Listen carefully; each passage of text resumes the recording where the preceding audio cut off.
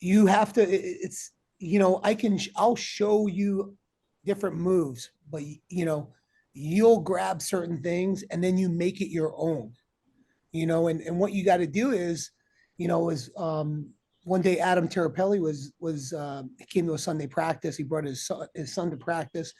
It was great having Adam there. And afterwards I was picking his brain because I know I watched a few of his matches from back in the day, and he had like that little elbow jam where he would Mhm. jam the elbow, and he was really good at like and Like a cross pick from yeah, there, he would and go to a he had a cross couple pick different there, and, attacks. and we were talking, and I was like, man, I go, Adam, I had a feeling because I had watched the match where Brands beat up on Pat Prescott. It was like a Yeah, famous match where, and Brands used to do that elbow jam, and I always tried to figure out how he was like doing that. It looked like he was just passing it, but and he would even turn Prescott around backwards. He was behind him.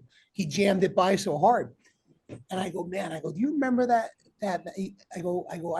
He goes, dude, he goes, I watched that match just like what we're talking about. Adam watched that match with Brands versus Prescott over and over and over again, and was like trying to, and he kind of figured out what Brands was doing there.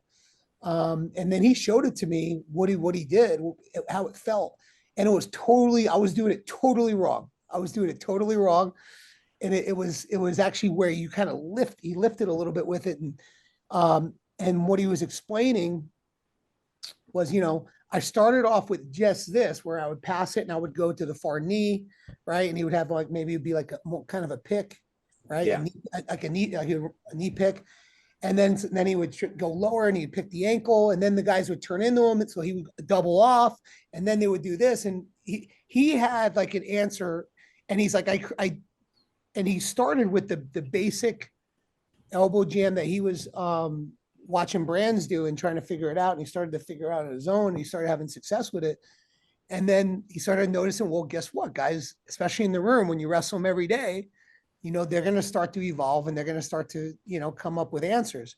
And then that's how he developed his answers to their answers, and he had basically at the point where he said, I had basically three or four things, and I did all these things very, very well. And I got comfortable with all these different things. And that's why he had so much success there.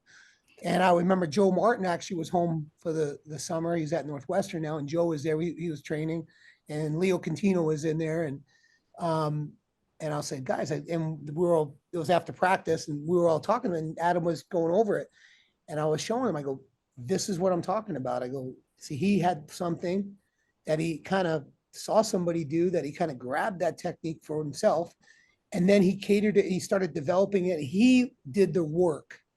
He did the work to develop, an answer for all the different responses that your opponents are going to have.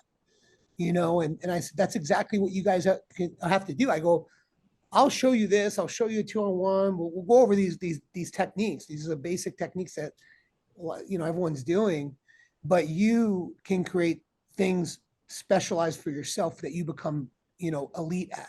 And I'm like, being successful at a high level is not about doing a million different things, average. It's you create one or two things that are just become elite, and are very difficult for people to stop.